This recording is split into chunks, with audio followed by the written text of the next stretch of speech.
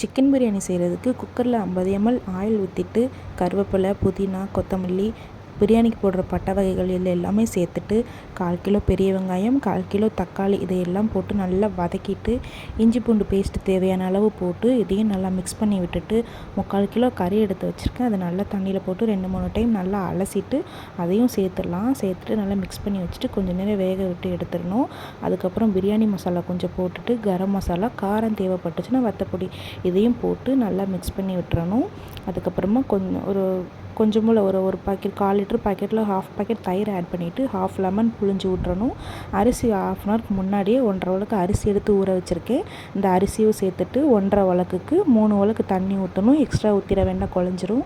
இதையும் ஊற்றிட்டு தேவையான அளவு உப்பு போட்டு விசில் வச்சிடலாம். நான் இந்த குக்கரில் ஒரு விசில் தான் விடுவேன். சைடில் நான் முட்டையை அவிச்சு வச்சுருக்கேன். ஆனியன் ரைத்தா போட்டுக்கலாம். பார்த்திங்களா, பிரியாணி நல்லா ரெடி ஆயிடுச்சு.